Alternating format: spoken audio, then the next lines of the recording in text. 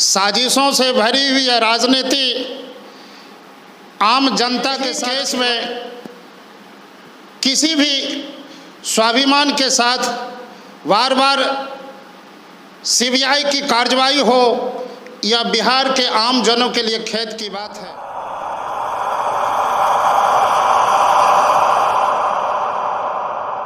बिहार में राजनीतिक सरगर्मियां काफ़ी तेज़ हो गई हैं। आपको बता दें कि जिस दिन से सीबीआई की रेड जैसे ही लालू यादव के घर पे आवास पे पड़ी है और तमाम ठिकानों पे पड़ी है, बिहार में सियासत गर्म हो गई है। नीतीश कुमार इन सभी मामले से बोलने से हट रहे हैं। लेकिन कल से एक खबर चल रही है कि 72 घंटों तक जदयू के तमाम विधायकों को पटना में रहने की बात कही गई है। और निखिल जिस तरीके से जदयू के तमाम नेता और विधायक कह रहे हैं कि ये सब बातें जो बेबुनियाद हैं, निखिल साथ असली देसी मोर्चा के संयोजक ललन यादव जी बैठे हुए हैं। ये कविता के माध्यम से तो सरकार को हिला के रखते ही हैं। आज इनसे ये पहला सवाल हम यही होगा कि सीबीआई की रेड पड़ी है लालू यादव के आवास पे, निखिल नीतीश कुमार चुप हैं, क्या लगता है? बदले की भावना से की गई सीबीआई की कार्रवाई बिहार की राजनीतिक में सबसे भारी। सवाल पानी का नहीं है, सवाल प्यास का है। सवाल सीबीआई रेड का नहीं है, सवाल बिहार के स्वाभिमान का है। एक ही केस में किसी भी स्वाभिमान के साथ बार बार सीबीआई की कार्रवाई हो यह बिहार के आम जनों के लिए खेद की बात है। और ख़ासकर हम आपके चैनल के माध्यम से याद करा देना चाहते हैं कि राजनीति फूट डालकर आपस में कर रही है राज। इस छोटी सी बात को अब तक समझा नहीं समाज, समझा नहीं समाज। आपका इशारा बीजेपी की तरफ है, फूट डाल रही है? देखिए, साजिशों से भरी हुई है राजनीति आम जनता के साथ खिलवाड़ कर रही है। ना किसी के साथ शिकवा है और ना किसी के साथ शिकायत है। असली देसी लोग हैं, सच बोलना जानते हैं, बगावत करना जानते हैं, बजरंगबली का लड्डू खा करके गुजर बसर कर सकते हैं, लेकिन अत्याचार को बर्दाश्त किसी भी हालत में नहीं कर सकते हैं। अच्छा ललन जी, ये बताइए क्या लगता है नीतीश कुमार और जो आरजेडी है लालू यादव फिर से साथ आ जाएंगे बिहार में? देखिए, हम तो याद करा देना चाहेंगे कि 15 वर्षों का शासन खा गया गरीबों का राशन। लेकिन उनका विरोध करके जिस तरह से राजद वालों को बढ़त मिली है, चाहे विधायकों की संख्या में हो या वोटों की अनुपात को लेकर हो, जिस तरह से विरोधी दल का वर्चस्व बढ़ा है, सीधा अभिप्राय है नीतीश के विरोध में बढ़ा है। अब विरोधी दल के लोग नीतीश बाबू के साथ जाने को बेकरार, बिहार को शर्मसार कर रहे हैं। क्या होगा आम जनों का? जिसको वादा किए थे कि नीतीश के खिलाफ चल के आपको 19 लाख रोजगार की गारंटी देने का वादा करते हैं, कोई बोले थे कि 10 लाख का रोजगार देने का वादा किए थे। क्या हो गया? आम जनता के नीति सिद्धांत को भूल करके और पार्टी के साथ रिश्ता बना के बिहार की राजनीति को शर्मसार कर रहे हैं। हे साहब ये ठीक नहीं, हे साहब ये ठीक नहीं। क्या मतलब कि ये लोग सिर्फ अपनी कुर्सी के लिए ही एक साथ आना चाह रहे हैं? जनता की जो समस्या है वो ये लोग भूल गए हैं। क्योंकि आप जैसे कह रहे हैं कि ये लोग जो सवाल जनता का उठाए थे 10 लाख रोज़गार का और 19 लाख रोज़गार का, वो लोग ये चीज़ भूल गए हैं और दोनों साथ आके, क्या लगता है? आज एक छोटा सा सोनू जिसकी उम्र 8 या 9 साल या 10 साल की होगी, वो बिहार के असलियत को पूरे हिंदुस्तान में पेश कर दिया कि बिहार की शिक्षा व्यवस्था क्षतिग्रस्त है। बिहार की स्कूलों में पढ़ाई लिखाई भगवान भरोसे चल रही है।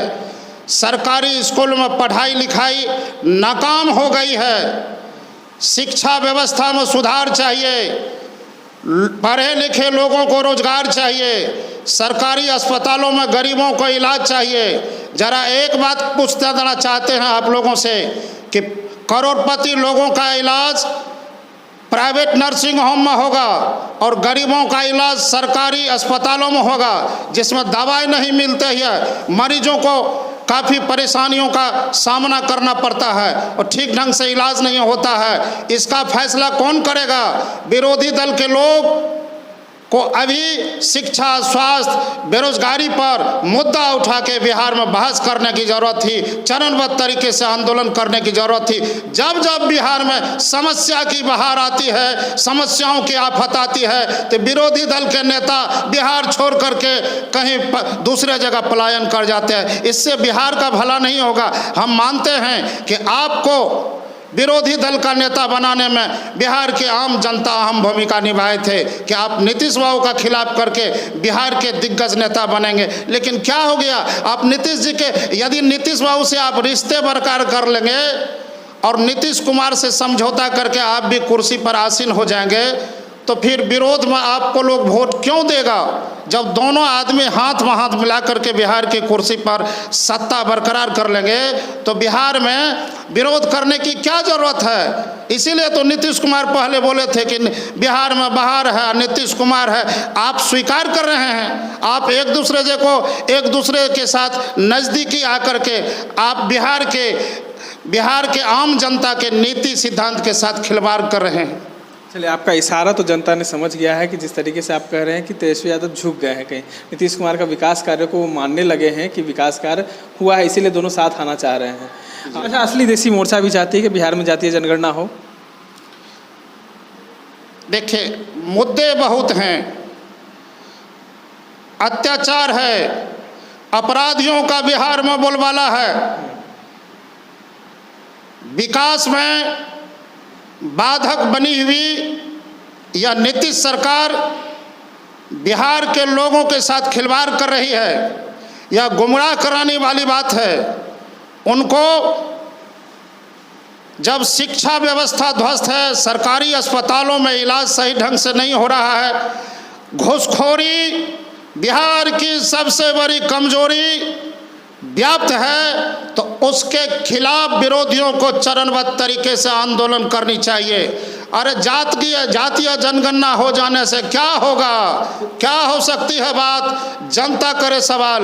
बिहार के विकास की बात होनी चाहिए। मुद्दा तो ये है। जातीय जनगणना अगर हो जाएगी तो कौन कितना गरीब है, कौन क्या है, वो सारा चीज़ पता चल जाएगा। देखिए, इस तरीके से विकास होने में और सहायता मिलेगी सर।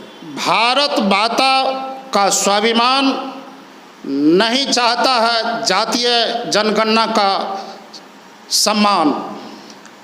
जातीय और जाति पाति भेदभाव को बढ़ावा दे करके यह बिहार ही नहीं समूचा देश आज अपने आप को अफसोस कर रहा है, क्योंकि इसी जातीय को बढ़ावा दे करके बहुत सारे राजनीतिक पार्टी वाले, जो आम जनों की मेहनत से पार्टी मजबूत होती है या सत्ता प्राप्त करती है, आज प्राइवेट लिमिटेड कंपनी बन के रह रही है। जातीय जनगणना को बढ़ावा वही दे सकते हैं जो परिवारवाद को बढ़ावा देना चाहते हैं।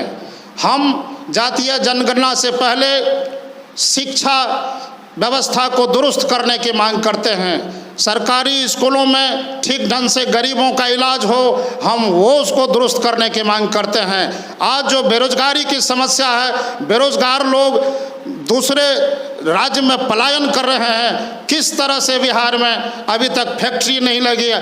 30 वर्षों का शासन, चाहे वो लालू जी का शासन हो या नीतीश कुमार का शासन हो, अभी तक बिहार में एक भी फैक्ट्री नहीं लगी है। तो विकास क्या खाक होगा? बिहार तो बर्बाद हो रहा है। बिहार के लोग कभी नीतीश की खबर पढ़ते हैं तो कभी तेजस्वी की खबर पढ़ते हैं। ये क्या हो गया बिहार को? किसकी आंखें लग गई बिहार को? बिहार तो बेकरार है और विकास का इंतजार है, विकास का इंतजार है। ये थे हमारे साथ असली देसी मोर्चा के संयोजक ललन यादव जी, जिन्होंने कविता के माध्यम से ही कहे जाए तो दोनों तेजस्वी यादव और नीतीश कुमार पर तंज कस दिया है। यही कहा है कि नीतीश कुमार जो 15 साल में विकास किए हैं, तेजस्वी यादव उसको मान गए हैं। हालांकि जिस तरीके से विपक्ष का भूमिका होता है वो उन्होंने नहीं निभाया है। विपक्ष का भूमिका होता है कि शिक्षा और रोज़गार तमाम युवाओं के मुद्दे पर वो सवाल तलब करे सरकार से, निखिल सरकार का विकास कार्य वो अब मानती है, इसीलिए दोनों साथ आना चाहते हैं। इस तमाम अपडेट्स के लिए बने रहे ND24 न्यूज़ के साथ।